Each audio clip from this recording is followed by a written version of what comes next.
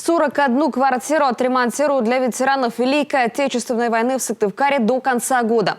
Работу организовал и ведет городской совет ветеранов по поручению главы Республики Коми. Так, в каждой из квартир будет проведен либо косметический ремонт, либо капитальный, в зависимости от состояния жилья и желания хозяев. Что уже успели сделать в доме у ветерана войны Николая Акимовича Рочева, узнала Дарья Вологжанина.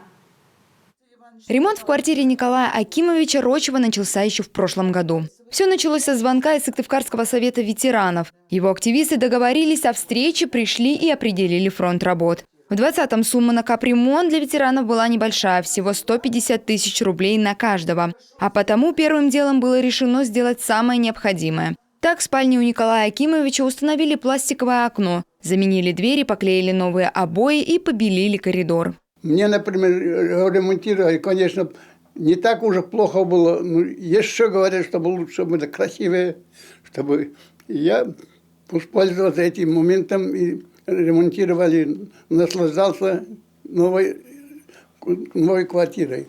Ремонт удалось продолжить и в этом году. Теперь никакого лимита денежных средств нет. Главное сделать для ветерана все, что требуется для комфортного проживания. Николай Акимович пользуется помощью со стеснением. От благодарности на его глазах наворачиваются слезы. Я остальные это не стал просить, чтобы ремонтировали. Ну, зимой был. Я знаю, что средства не хватало, потому что у нас около 30 человек участников войны было в Сыктывкаре.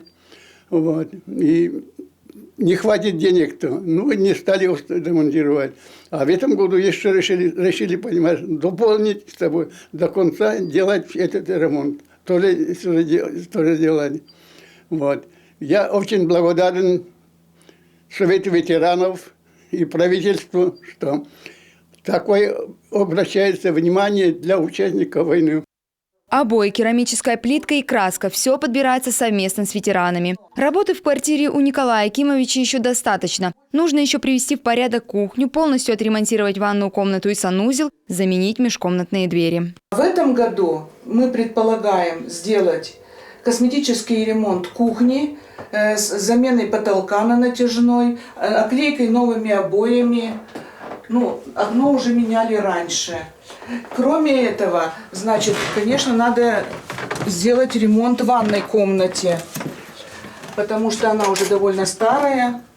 Здесь, значит, будет произведен ремонт по стенам тоже, замена плитки, затем замена оборудования.